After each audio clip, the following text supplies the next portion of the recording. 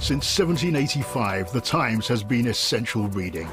Now, it's essential listening. Times Radio chooses conversation over confrontation. Covers Westminster and beyond. Ask the right questions. To keep you well informed. We give words space and let the stories do the talking. Listen on DAB radio, online, on your smart speaker or via our app.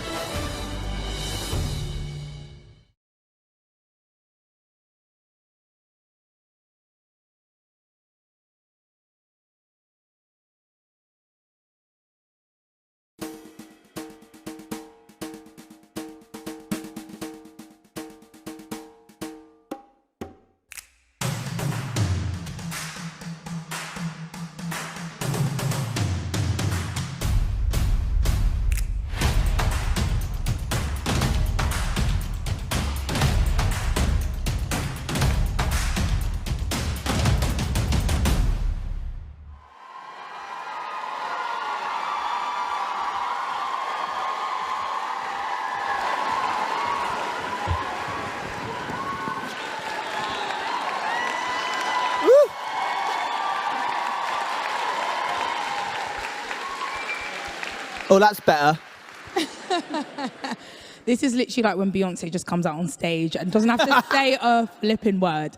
Hi, everyone. My name is Yomi Adegoke. I'm a journalist and author, and I'm absolutely thrilled to be your host for tonight's event, Life Lessons from a Drag Queen with the Bimini Bon Boulash.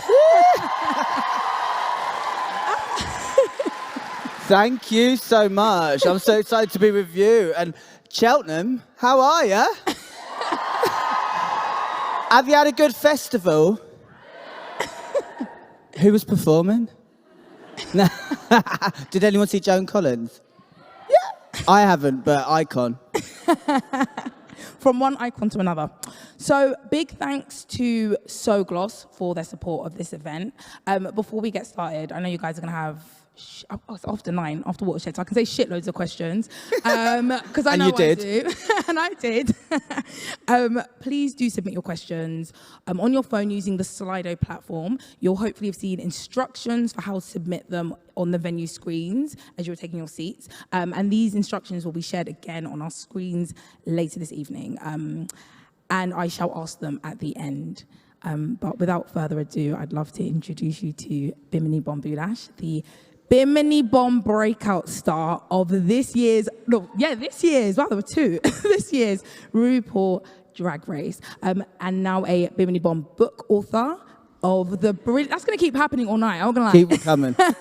Of the, I can personally say, brilliant, Release the Beast, A Drag Queen's Guide to Life. The book is hilarious, obviously, and it's an inspiring guide to transforming your life through the lessons that Bimini has learned from drag. In it, Bimini explores what life in drag has taught them about identity, politics, history, and health, as well as obviously fashion. And they discuss their own story as well as other incredible non-conformists who have inspired them. Bimini, I said this to you before, you are quite literally my favorite RuPaul's Drag Race contestant of all time. And I'm pretty sure that goes for a few of you in the crowd. Not a few, probably all of you in the crowd. Aww. Yes. Thank you. No, that means a lot, and thank you. No, you were absolutely incredible. Because there's a lot of contestants. I was just about to say, there are a lot in all different languages, in all different regions. So I just want to say I loved the book. But what I loved most about the book, and what I think lots of you guys, if you haven't read it yet, will love, is that it's literally written exactly how Bimini talks. It literally, with a filthy accent. Quite literally, proper full-on carry-on. You can hear the East London. I wanted to know if that was intentional or if that is literally just how you write. I think that was just how I was writing. I think when I was doing it, because I studied journalism, so I've always enjoyed writing, and my dad is also an author of they've written children's books, they're a copywriter, so I've always written, but I think it was just trying to come across in my own voice as much as possible, and I had friends that were friends, telling people that I didn't write the book, and I was like, excuse me, I have written this book, and it was a labour of love, and it was a lot of effort, but I've written it, and you can tell when you read it, like you can, like it's from my voice, it's my perspective, my point of view, and no one can tell my story. Right, yes. This evening is just going to be us just applauding everything you say. You can fart right now, and we're just going to be like, yes! Right. Not in this outfit. One of the things that I personally loved most is that the book is like a mix of pop culture and humor, but then really serious discussion about gender identity, the gender binary, and sexuality. It feels really accessible, but I don't feel like it feels dumbed down at all. Why was that something that was important to you, rather? Because I wanted it to be accessible to everyone. I feel like a lot of the times the conversation that surrounds gender and sexuality, there's a lot of academia that is heavily rooted in it, and it leaves a lot of people out. So that's why I feel like the discussion and conversation around gender and identity hasn't we're seeing the conversation happening a lot more now, but I feel like it hasn't progressed because it leaves a lot of people out. So they'll see these kind of bigger, scarier words that they don't feel it's not for everyone to understand. And there's a reason that the media do that, and there's a reason that that's done. And I feel like the way I wanted to talk was use pop culture, because that's what I grew up on, and I love pop culture. Use that as like a little Trojan horse to come in and then be like talking about gender and politics and sexuality. And I think I wanted it to be for queers growing up. I wanted it to be for people that have kind of not heard these discussions, or maybe have seen me on Drag Race talk about me and Ginny Lemon talk about identity. And I wanted it to be accessible for everyone. And there was actually someone from my hometown who bought the book, and I went dancing with them, and they posted about it and said that they learnt a lot, and it really opened their minds to a lot of things that they didn't realize, but also still having a kind of humor about it. And I think that's important with everything that I want to do when I move forward, because I feel like we can have these serious conversations, but you've also got to kind of try and be light-hearted with it and kind and open, and that's what I tried to do in the book anyway. So I hope anyone that does read it, you get that as well, or listen to the audiobooks. It is done by me. So there is a lot of research in the book, despite whoever your fake friend was saying that you didn't write it. You clearly did. There's a lot of research in it. How long rather did it take for you to do that? And did you learn, as someone who obviously spends a lot of time discussing these topics, did you personally learn anything along the way? I think I learned a lot about what I felt, most importantly. So when I was putting it down on paper, I was kind of like, I don't have a lot of these conversations out, or hadn't had them as much. So getting it down was kind of really kind of confirming a lot of things that I felt. And obviously there's references, Judith Butler, there's Pamela Anderson. There's so many iconic people in this book that I referenced, and I think it's mixing the pop culture with kind of more academia focus and blending the two. And like you said, I'm glad you feel like it doesn't feel like it's dumbed down. I wanted it to be accessible, and people say that it kind of has allowed them to understand without being preachy, or like it's because ultimately it's my perspective and my point of view mixed in with a lot of things that I've learned over the years. And this book really affirmed a lot of beliefs that I had about myself, and it kind of allowed me to figure a lot of stuff out as well. And I learned a lot along the way, and it was like, basically I got paid for therapy, because the stuff that I speak about in the book, it's not just lighthearted. Like, a lot of it is, I take the piss, obviously, but I do talk about heavier subjects that I've gone through, like addiction and mental health, and it's a lot of stuff that people do deal with, and I feel like we don't talk about them as much, or there's a stigma attached to it. And I try to be open in the book about it, because as a queer person, I have felt ostracized or felt left out of certain conversations, and I feel like I did fail when I was growing up, because I wasn't what society perceived as how I should be. And actually, what ultimately this book is about is a full circle moment for me to be like, you're perfect how you are, and everyone is perfect how they are, and they should never fit in a box and do that. And thank you. And anyone that's like growing up, like know that cherish your children. Don't ever tell them that, or like cherish people that are around you. Don't ever tell them that what they're doing isn't normal, because who defines what normal is? If your child or if someone around you or a family member is expressing themselves in a way that isn't what society deems as normal, allow them to nourish that and flourish and become the best versions of themselves, because I think society would be a lot better if everyone was a lot more open-minded. Absolutely. On that note, I'm going to have a sip of wine. Do you want to join me? Thank you so much, Bimini. I want to know how you decided what the 10 life lessons you were going to write about were going to be, because you've clearly learned so much from drag over the years.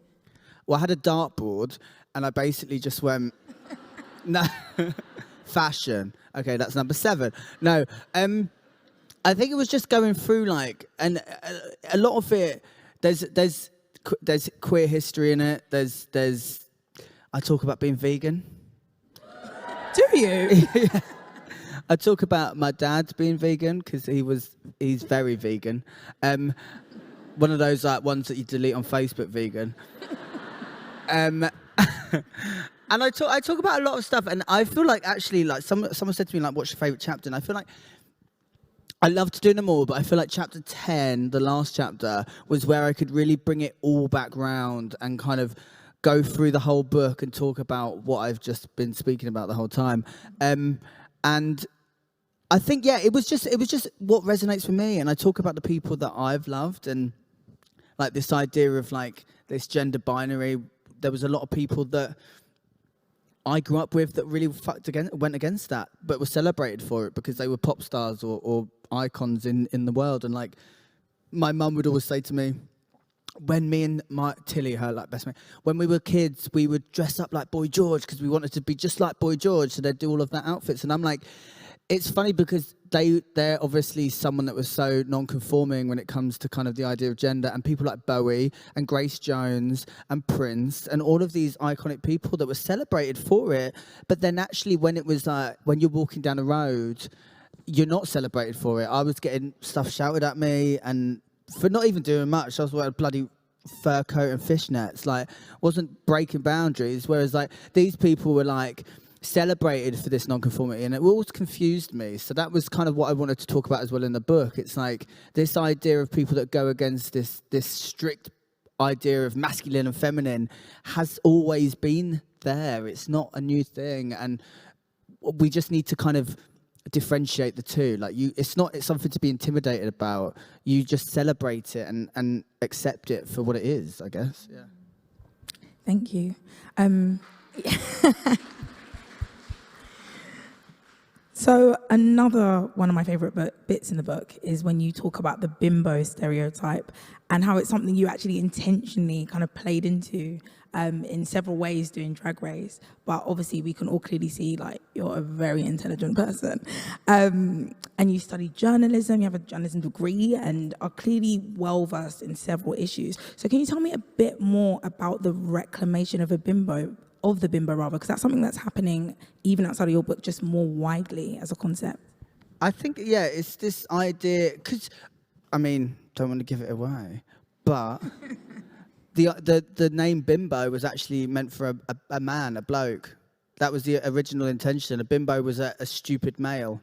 And then it got, and I do talk about it in the book, but it then got transferred over to being seen for women. So the idea of bimbo went from being a dumb man to a dumb female, mostly blonde and mostly kind of this like Laura Mulvey's idea of like the male gaze and how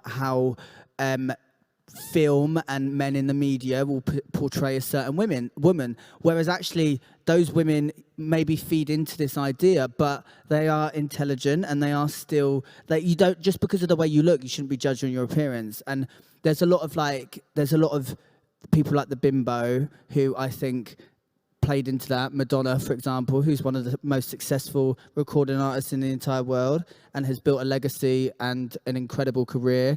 And Pamela Anderson, who does a lot of social activism, but she played into that. And I speak about it because I went into Drag Race with this, I wanted to be this kind of like idea of what, and people perceived me in that way. As soon as I walked in, I was written off. I was like, she's gone, and almost did. We all saw episode 1. But I survived it, and then I fucked up episode 2 with the paint. But it's fine, because I talk about it again in there. It's like the art of fucking up. We can fuck up and laugh about it and accept that. And I wouldn't be here right now if... I feel like the whole show, the season that I was on of Drag Race really was meant to happen the way it did. And I'm a very big believer of everything happens for a reason and of the universe. And I felt like I did what I wanted to do. I did what I had to do, and I got to where I wanted to go. And I'm very grateful and happy with all the opportunities I've had. But I do... Oh, sorry, I went really off tangent then. Basically, God Save the Bimbo. There we go. You can read about it in the book if you buy it. I want to talk a bit about Drag Race, but also TV more broadly. Actually, I want to say a side note, which is that your first outfit was slept on, though. Like that, I must say, we did all see episode 1, and that outfit did not deserve the critique. Anyway, that's what I'm saying. I love the Norwich City look. It was banging. If I went at that tape, 15 quid on Craigslist that went for. Not really, it was a tenner. But you do speak a lot about the media and how it can demonize women and queer people, but it's also like a double-edged sword, because if it hadn't been for Drag Race and for TV, then we wouldn't obviously have been introduced to incredible people such as yourself. You reference a back and forth with Monroe Bergdorf and Piers Morgan regarding trans people, but then you also kind of look at the way that the conversations around the queer and trans communities can be revolutionary when they're done in the right way, as such with, you and Jeannie Lemon's famous discussion about being non-binary on TV. Can you tell me a little bit more about the response to that specific conversation? And if there is a particular response to that conversation that kind of sticks with you? Well, we got told when something is going to happen for you in a particular episode. So, for example, they'll call you up and be like, by the way, this is going to happen this episode. Just be cautious. So, obviously, Ahura got a phone call every week. But for episode 3, they called me up and they were like, because I didn't give them enough drama. There was actually times when they would say, okay, Bimini, you need to stop settling these arguments. Because I'd be like, come on, let's talk about it. But, like, they don't want that. They want everyone at each other's throats. Anyway, episode 3, so they called us up and was like, just so you know, this is going to happen. And I was a bit nervous because nearly went home first week, fucked up the balloons that week. I was like, oh, okay, so this is coming. But the response was incredible. And I didn't really expect it from the media as well. And that was the biggest thing for me, because I studied journalism, and I've seen firsthand how the media works and how there's always an agenda behind a lot of things. As much as you can say there isn't, there is. And I kind of went into it thinking, oh, what's going to happen? Like, how's it going to be? But the reaction was amazing. And one particular response, I would say, was from someone who was, I'm not going to name them, but they're in their 60s, and they said, this conversation is how I've felt my entire life, but I've never had the words to feel that. I've never wanted to be defined by what is masculine or feminine, where I feel like I've had to, and your words and your conversation has opened that up. And I just thought that was so incredible, because it was on such a basic level. It wasn't like, it wasn't academic focused. It was literally us talking about how we've experienced something. And I think why it resonated with people was because Piers Morgan wasn't sat there. But, hang on, is Piers here? Security. Because it was an honest conversation between two people that have experienced that. And I think ultimately you need to listen to the conversations of people and be open-minded to perspectives that are radically different to your own. We all live different experiences. We all live different lives, and you've got to know that you don't have to always be around the same people. You can be open to other people's opinions and perspectives, and without shutting it down. And I think that's why our conversation kind of it resonated with people, because it was honest and it was just two people talking from the heart. And you don't often get to see that on TV, especially because it's like, well, I'm looking at that countdown timer there and I'm like, fuck me, if you're that's stressing me out. So imagine if you're like sat there with Piers Morgan, like. I would say that spirit and energy is just, it's so clear throughout the book in terms of the fact that you are trying to educate but not shame. And there's a real awareness that not everyone reading might be as well versed in these topics as you are, or potentially members of the audience are, or myself is. There's a bit when you say that you don't like when people shame other queer people for not knowing their queer history. And you kind of had the little note saying, even though they're kind of like on Wikipedia, like pretending that they were born with all this knowledge. We kind of have a culture that encourages, I'd say, like shaming, especially online, if you don't know certain things. How do you think we can move past that culture? Education is the biggest thing. The reason I don't like people that queer people. That's going to be the Daily Mail tomorrow. Bimini hates queers. I don't like people that shame people that aren't knowledgeable on a certain topic, because we don't have the education. I didn't learn anything about my own queer history growing up. I had to learn everything I've learned myself, reading books, online, through meeting people that have experienced stuff. I didn't grow up learning about the AIDS epidemic that happened, and I had to learn that myself. And I didn't know that an entire group of artists and inventors and everything were killed off, essentially, because they weren't seen as mainstream, or the people, they weren't accepted. So I had to learn all of this stuff myself. So that kind of makes you angry in a certain way, because you're like, okay, you got to learn this. But when people don't know, you can't shame them, because we are now in a more accepting society to a certain degree of people. We have a lot of spaces that queer people can go to. You can dance along to Rihanna and Britney and have a lovely time and do like really cheap shots of tequila, and you don't have to think about what people have been through to get you there.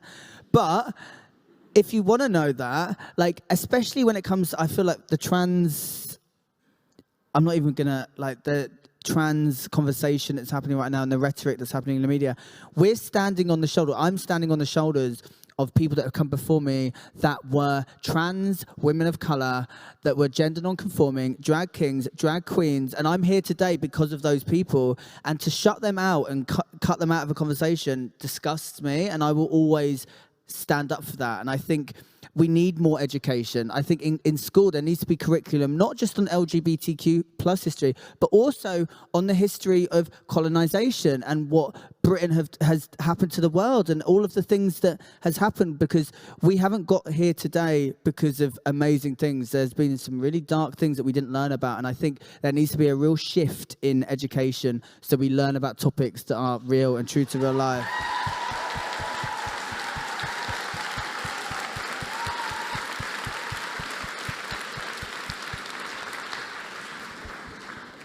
Thank you. Thank you for such an excellent and eloquent answer.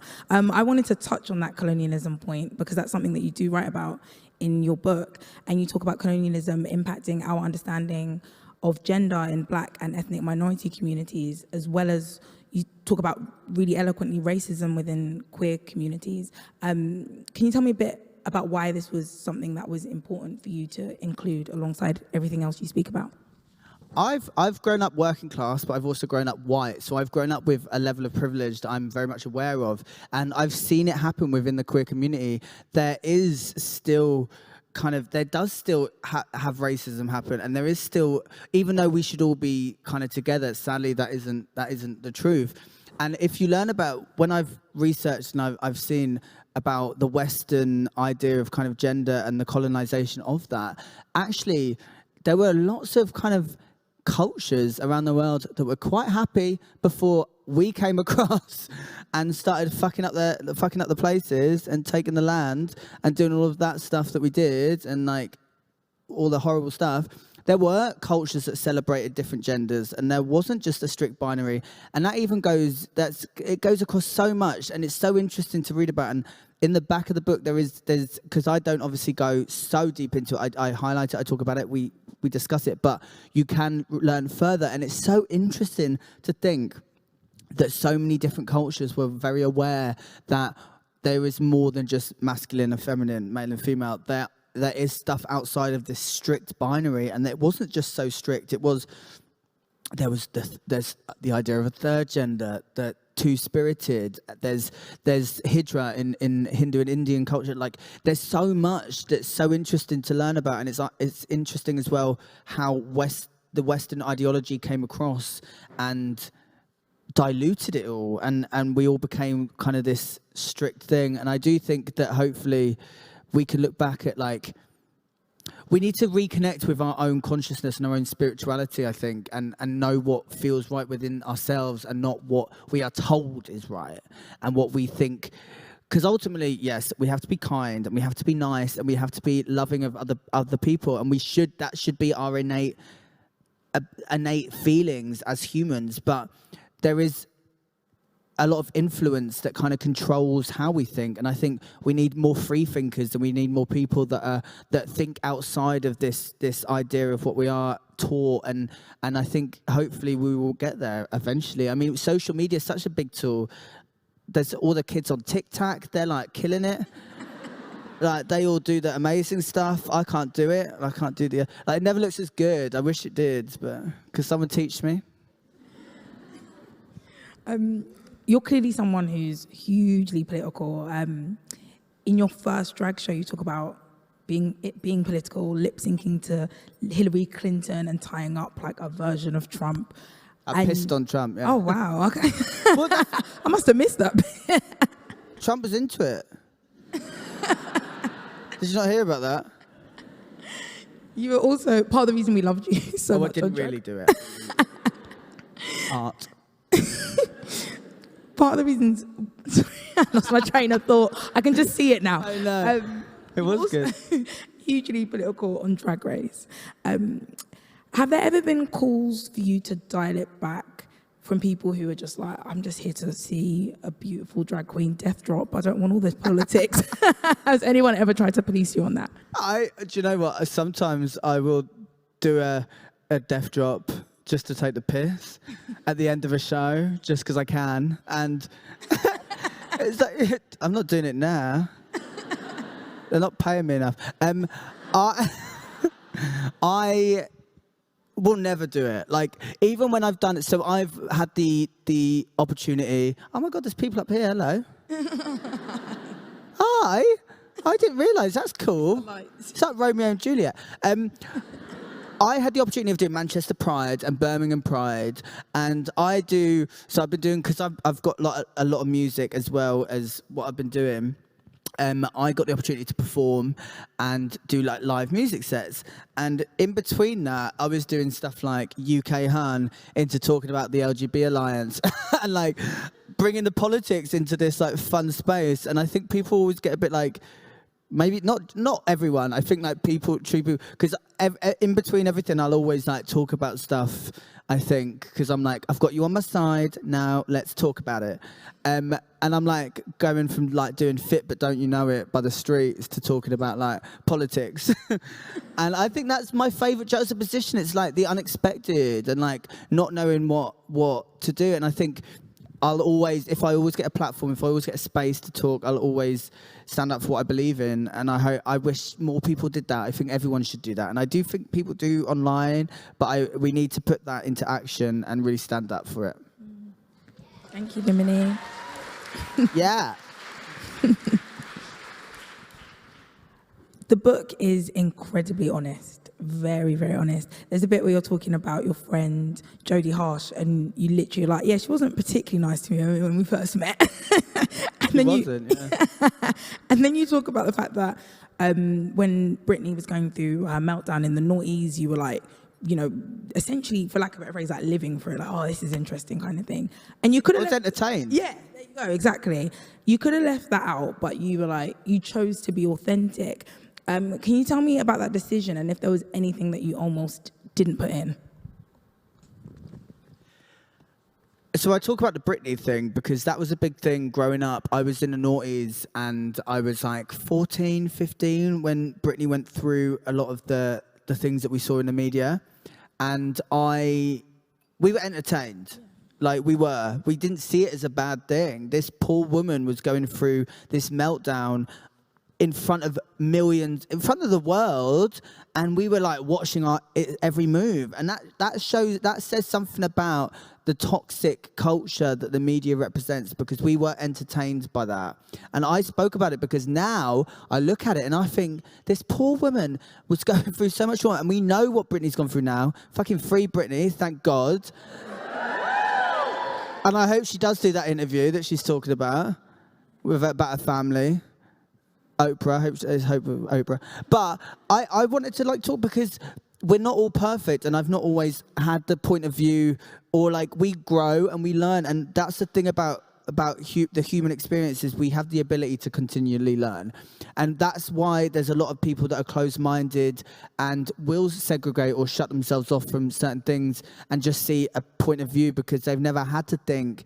And I think if we have the opportunity to learn always, and learn about people and learn about the difference that we all have. And every single person in this entire room has a different experience to the one next to them.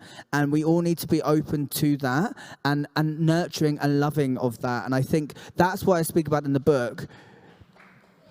Thank you. We love free claps.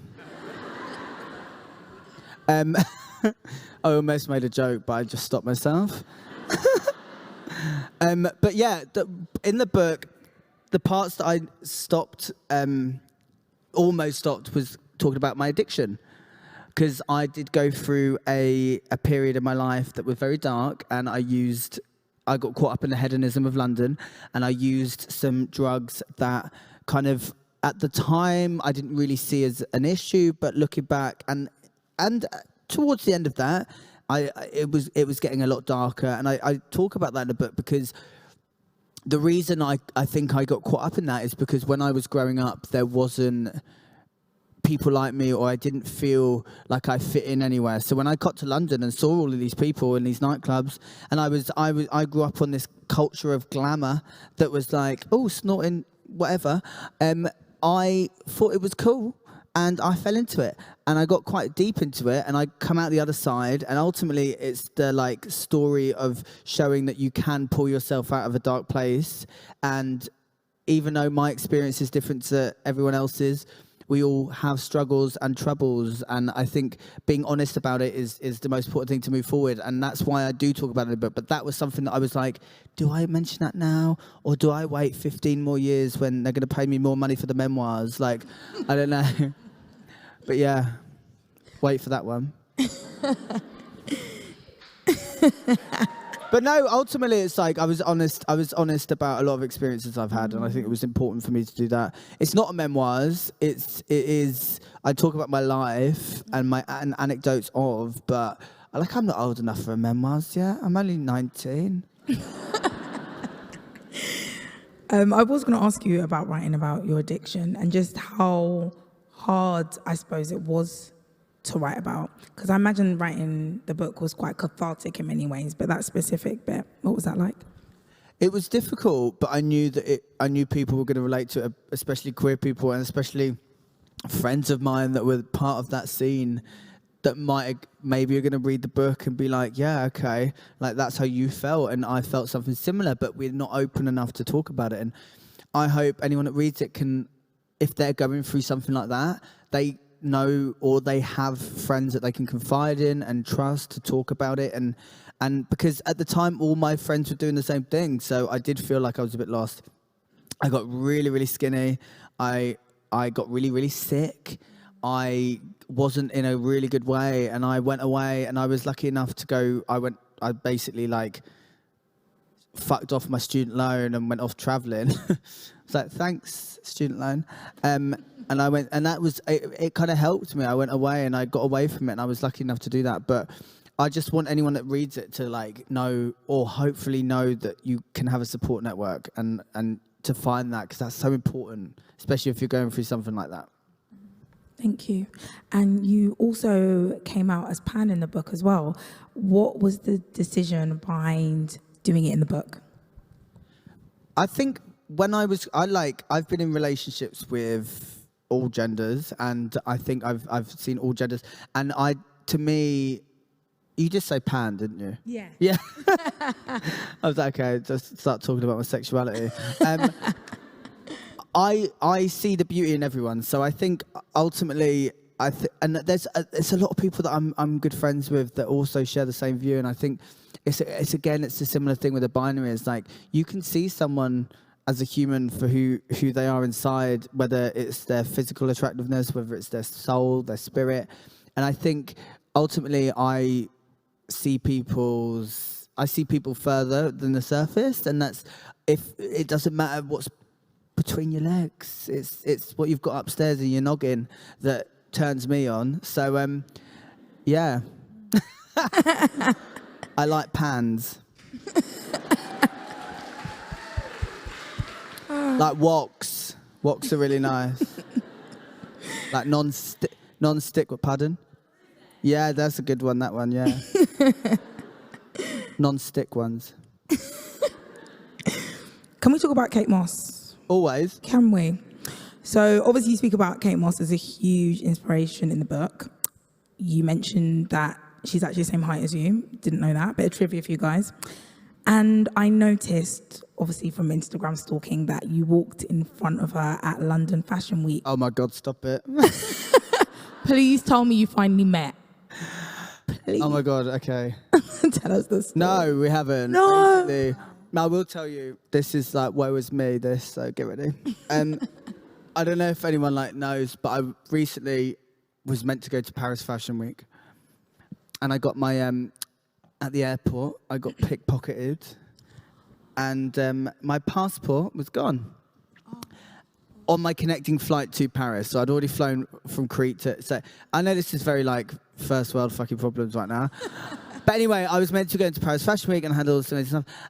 And Kate Moss had invited me for dinner in Paris on the Sunday, and I couldn't go because I was stuck in Athens, and I was obviously devastated. But it was that moment where I was really sat in Athens, and my boyfriend is actually here, Stefano, and Stefano came to meet me because Stefano flew to Paris to meet me, and then obviously came to Athens and was like, you're holding up really well. And I was like, thanks. But it was, I had to really be like, there's so much more going on in the world right now. I'm very lucky. I'm healthy. I'm happy. I'm doing a lot of stuff. There's going to be more dinners. Even though Kate Moss is my idol, I'm okay. I promise.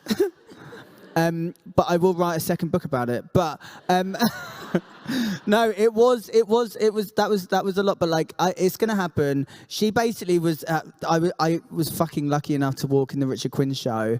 Richard Quinn, I don't know if anyone knows them as a designer. They are to me a visionary with floral prints. It's amazing. They make it look so chic. And I got to walk for them, and I didn't know Kate was going to be sat there. And then I saw my Byron, who does my makeup a lot of the time, wasn't here today, so that's what I've done myself, filmed the reaction of Kate seeing me walk, and I was just like, oh my God, it blew me away. It blew me away because she was someone that I loved because she was a bit of a rock chick. And her thing, there's a quote that she says where she's like, if I wasn't a model, I'd be a rock star. And I was like, yes, same. If I wasn't a model, I would be a rock star. No, but she is someone, she's the same height as me. She is someone that came into fashion where she had a different face to the other models. She had a different aesthetic. She was a different height. She wasn't 5'10". She was 5'6.5". And that's why I've always loved her. I've always loved Kate because she just fucked it up, and she was just a bit she was her own self. So, yeah, that's why she's a huge icon to me. She went to my secondary school. Did she? Notorious, yeah, in Croydon. She's notorious for what? Just being a bad bitch, really. Yeah? I'm not going to lie, yeah. We love it. Yeah, we love to she's see literally it. a legend. On to queer icons. Another thing, I'm just listing all the things I love about this book. But I do love the fact that you write about and give your flowers to so many queer icons, some who are really well known, but others that are less so, which I think is really important, and it's really nice to see. Why was it important for you to name check people that might not be as well known? Because we're all queer people that are doing bits and moving stuff forward. It's a difficult market to be in. I'm here. I was on the scene. I was in East London. I was like jumping into the splits and getting covered in oat milk for like a year and a half before Drag Race. But queer people don't always get the same opportunities. So I think there's a lot of queer people that deserve their flowers and deserve to be spoken about. And they're doing amazing bits in the community. And for anyone that stands up, like my biggest thing is for people that like will stand up against and say, no, what you're saying isn't right. This is another point of view, and you need to be open to that. Like, it's punk as hell. And I think like being queer and being openly queer is like the new punk, because punk, a lot of people, if you say, what is punk? What is punk? It's not a mohawk. It's not an aesthetic. Punk is not an aesthetic. Punk is an attitude, and punk is about defying societal norms. And anyone that goes against that is punk in my eyes. So that's why I speak about as well a lot of the gender non-conforming people, or the non-conformists that I've kind of been inspired by were punk, because anything you do against the grain is punk. And that's why I speak about a lot of the queers that I do. Some of them. Did you say Release the Beast? Sing the Pink. We love Sing the Pink. Sing the Pink is fucking punk as hell. Sing the Pink.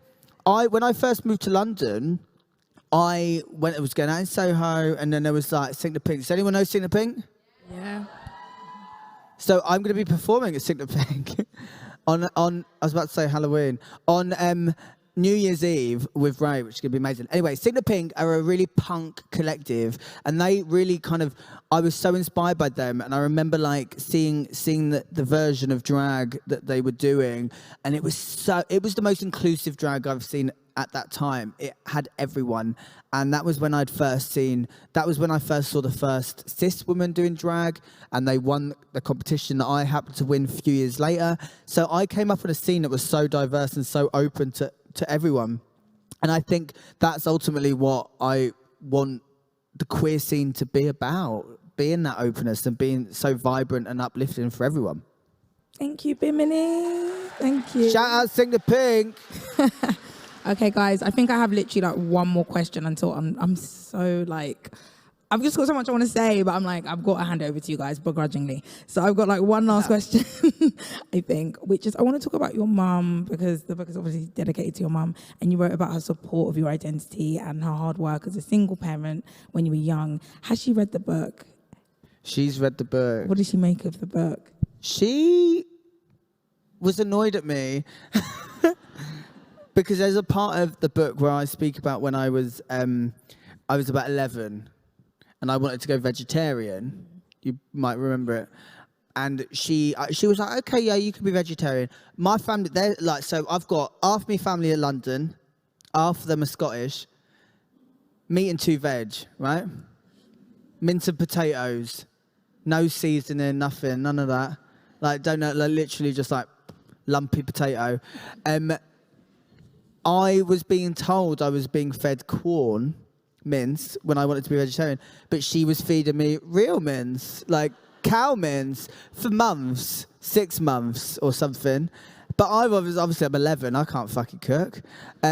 So I didn't know. So I was just like happily eating it. She's like, yeah, I'm making it different to you. So she was annoyed at that. That was the thing she was annoyed at. She's like, you told the world that I was feeding you real mince. And I'm like, yeah, well, you were.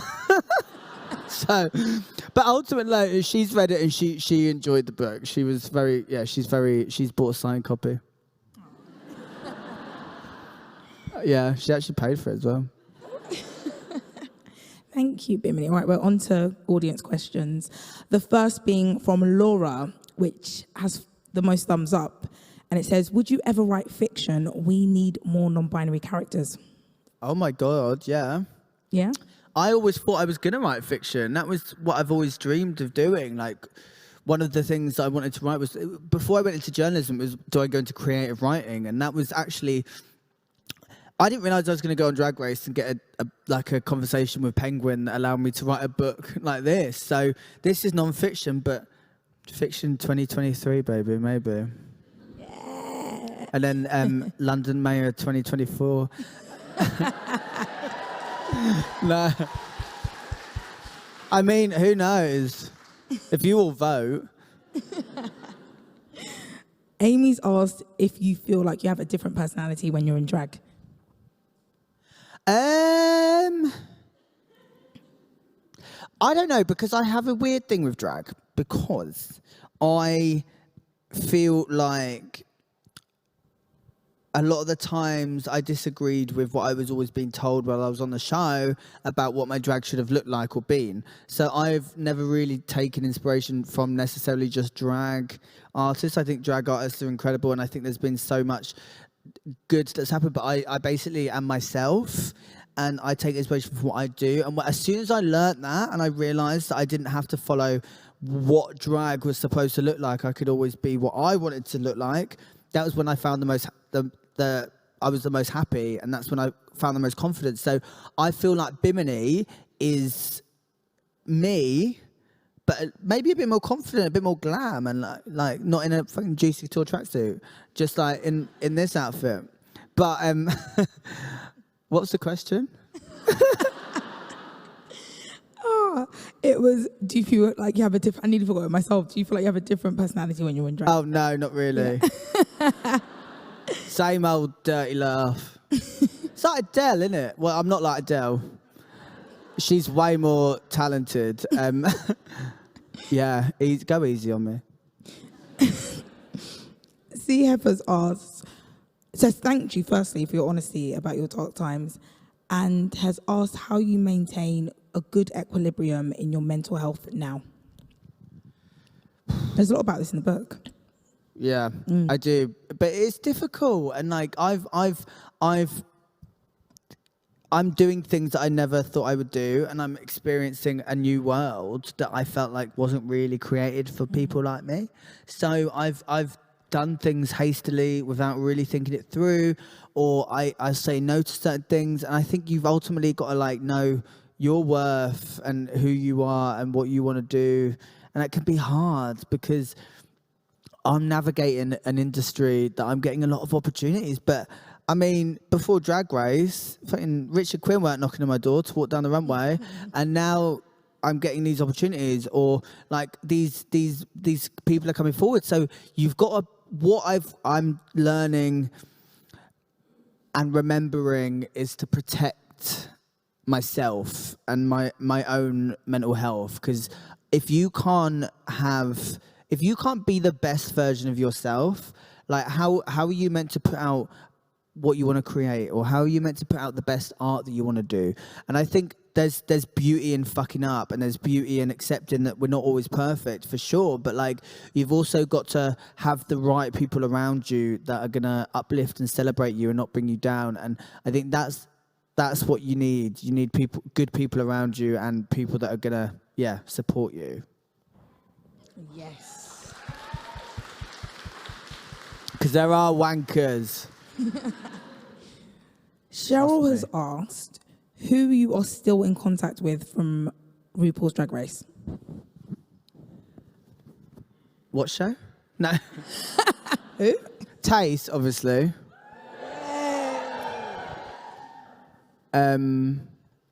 Ahura. Hey. Okay, good.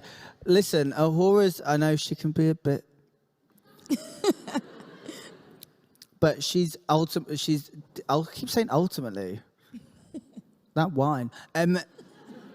She, deep down, like, she's one of the sweetest people, and like I think she puts on this front a lot of people don't see, and on social media she can be a bit of an arsehole sometimes, and all of this stuff, and like we've seen that side of her, but I see a different side than a lot of people do, and I see this pure soul that's troubled and needs a lot of love, and I love Ahura, and I think Ahura is great. So me and Ahura and Taste, we're very close. I speak to them all, like I do speak to them all. Ultimately, fuck's sake. But we were the closest, ultimately, coming off the show. But they're all great. Like, anyone, like Tia, I love Tia. Ellie, like, we speak. Ellie's mum and my mum, like, they're both Scottish, so they're just like, yeah, besties all the time. Like, we all speak, but I think, like, the show does put you through the paces, and it is a pressure cooker. It's like, basically, just, I hope RuPaul doesn't watch Squid Game. That's all I'm saying. It's true, though, isn't it? Fucking hell. It's all the twist. You want to play a game?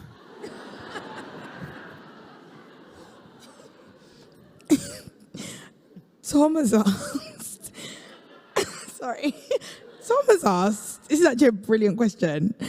Would you consider becoming leader of the Labour Party and potentially giving Keir Starmer some tips about how to respond to the conversation around trans rights? Wait. I think Keir Starmer needs a backbone, to be honest.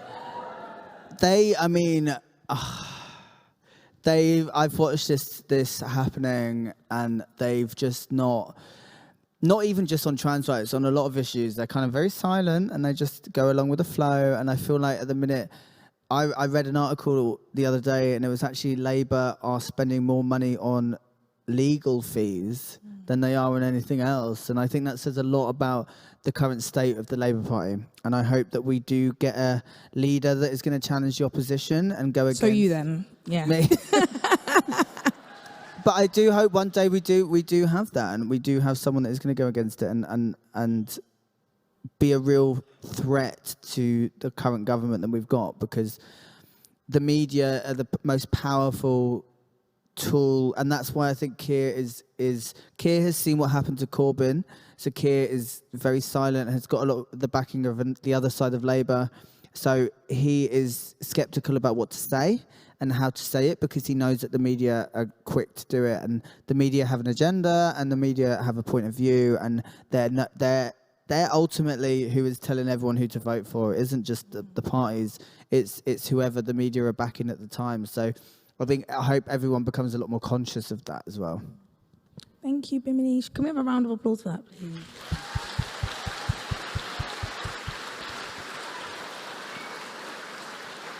It's like me, like, talking about serious topics in this outfit. It's like 10-inch pleasers. I'm like what Lady Gaga couldn't do.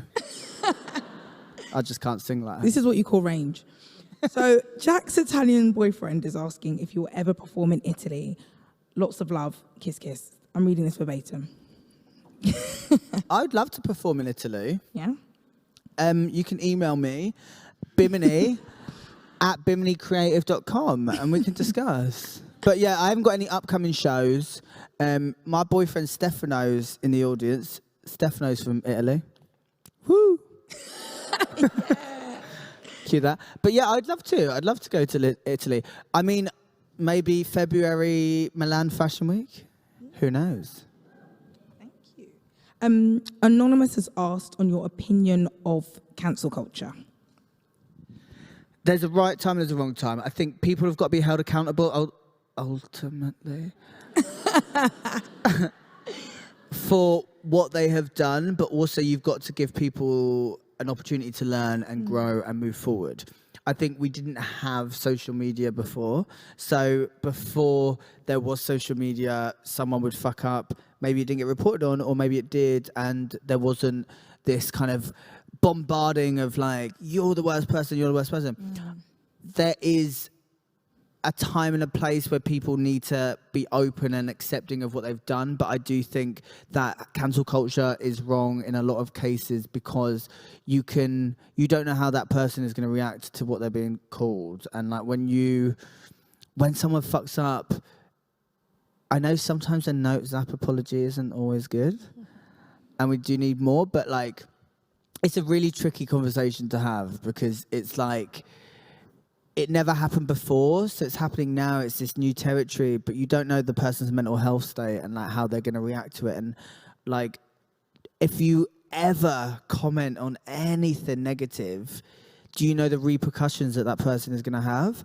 I never comment on shit. I would never write, you're a fucking arsehole, or like, you're this and you're that for doing that. And I feel like people that do, it's like, yeah, they know they've done something wrong, but you don't have to like bombard them with this like hate, because that can really tear the person down. And I think you've got to give people the space to own up to what they've done.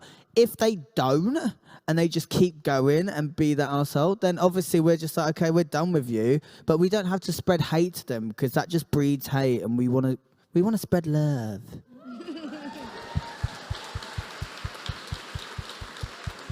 Keep them in. I love that. Liv has asked a very good question, which is, if you went back in time and you told your younger self, hey, you're going to be speaking at the Cheltenham Literature Festival one day, what would your younger self assume you'd be speaking about? It's an excellent question. Well, it wouldn't have been biology, because I was shit at that. I don't know. That's a good question. It is a good question. I think, ultimately, I didn't know it was going to be. It would have probably been about this. I didn't know I was going to go on RuPaul's Drag Race and get the opportunity and the things that I have had. So I'm just very grateful, and thank you all so much for coming, because there's a lot of you in here. There's a lot of you in here, so thank you all, and for having this amazing opportunity to talk to you and get to know me a bit better. Like after the show, like there's no editing here. You've watched an hour episode with no editing, so. I didn't know it would have been about me. I thought it would have probably been about, I don't know, Villanelle, J.K. Rowling, and what she's saying. Alex Eve has asked, how do you feel knowing that you're seen essentially as an LGBTQ plus icon in the community, and knowing that you're encouraging many to embrace their gender identity? And I'm going to jump the queue, use some privilege here, and ask about imposter syndrome, because you do speak about that in the book. So I want to know how, knowing that, I know that you mentioned that you suffer with imposter syndrome, and how you kind of tackle that. That's a good question. I do suffer from imposter syndrome a lot of the times, because I'm 28 now, and I haven't always had this opportunity. I went to my degree, I've battled addiction, I've basically reinvented more than Madonna, and I am now at a place where I'm getting to share my story with a lot more people. And there are moments when, oh bloody hell, this ripped fishnet. There are moments where I'm like, I'm stood here, can I have this discussion about what I'm talking about? But I think if I can say to anyone, just if you have anything to say and you know what you're capable of, because that's another thing.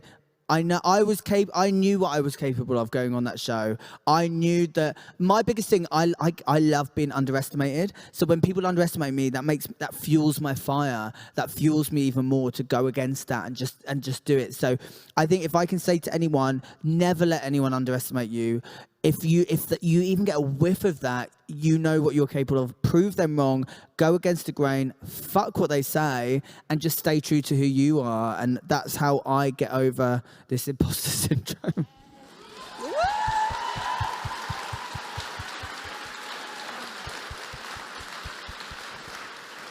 Thank you. What an incredible note to end on. Can we have another round of applause for Bimini Bon Boulash, please? I'm literally...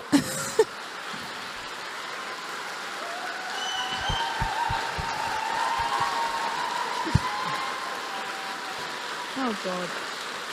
And thank you so much for being an incredible host. Thank you so much. I'm literally just watching the countdown couclock go into minus now. No, it's like the wine. Squid Game territory. Oh my God. If it'd been that game, we would have been fucking dead an entire minute ago.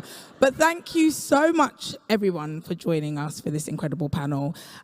Copies of the excellent Release the Beast, A Drag Queen's Guide to Life, will be available from the Festival Bookshop, and they're signed, so go and get them now, in the Town Hall drawing room. We hope that you enjoyed this evening. I certainly did.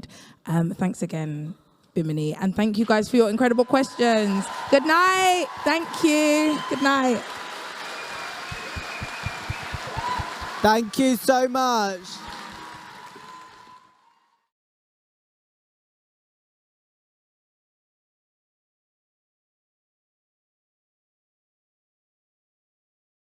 Like flowers cultivate in cracks in the concrete, culture grows in the spaces between the everyday.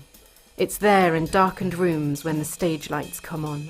It's in a park full of people belting out the same song. It happens in classrooms, having a go, hands-on. It's found in small circles, exchanging stories. It's under a tent, making brand new discoveries. It's in those shared experiences that help build communities. It inspires change, provides opportunities. It brings joy, sparks curiosity. It provokes feelings recognisable to everyone, making our hearts race and giving us goosebumps. It's for those who don't think they can have it. It's for those who know that they need it. It fosters connection and understanding. It is ours for the taking, as well as the sharing. Culture is what makes us human. It makes our world better. Culture is our culture. Let's explore it together.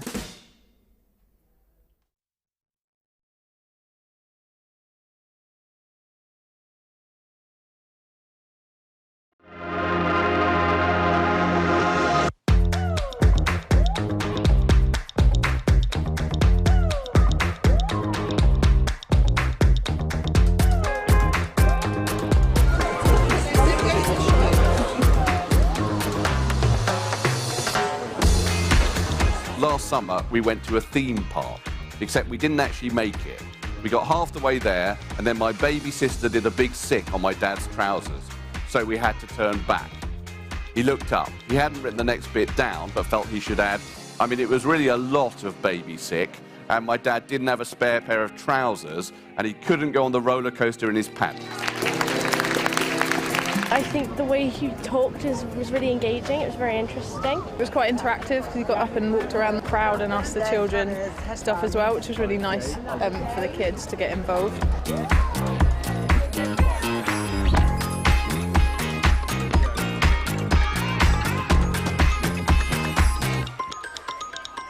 So I picked the squirrel up. Kids looked at me, and the squirrel sort of seemingly just came to life. It jumped out my hand, it jumped on one kid's head, jumped on another kid's head, jumped on a picture frame, fell off the picture frame, and landed on the flip lid of one of those flip bins and slid into the bin. It's like, oh my God, there's a squirrel in the bin, okay, but it's all right. Kids were like, oh, wow, he fixed it, absolutely. It was really good. I liked how we got to ask questions and he answered them. I was an only child, raised by a single working mum. And, you know, I thought life was very boring, and that's why I started writing fiction. So I didn't have anything interesting to write on paper, but what intrigued me was the possibility of going beyond the self that was given to me by birth.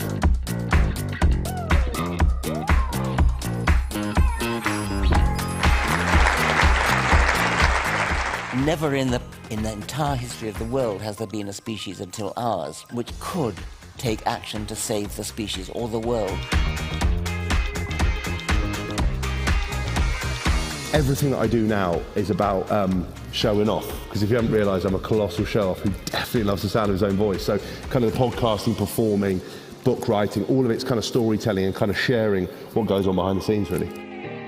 The fun thing for me about diving is the adrenaline rush of it. So standing on the diving board, knowing that you could do like the most perfect and magnificent dive and come up to like, wow, you're doing really good. Or you could cut, like, something could go horrifically wrong and you land flat and then you're, you know, lifted out of the pool.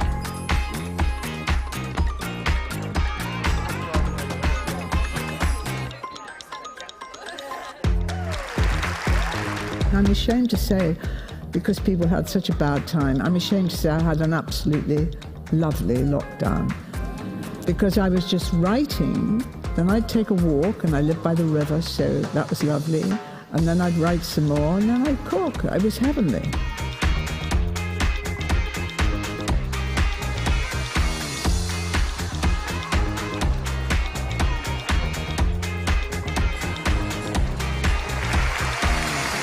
You were sitting between Frank Sinatra, Gregory Peck. You've also met James Dean. Jimmy said, would you like me to give you a lift in my car? It's a new Porsche. And he got to Beverly Hills in about 3.5 minutes flat. I have never been so frightened in my life.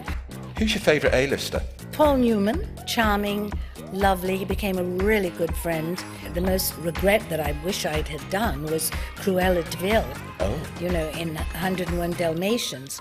I really wanted to do that because I thought, I am Cruella de Vil. Yeah. And you became a dame in 2015. Prince Charles presided over the investment. What did he say? Can you reveal? He said, about time too.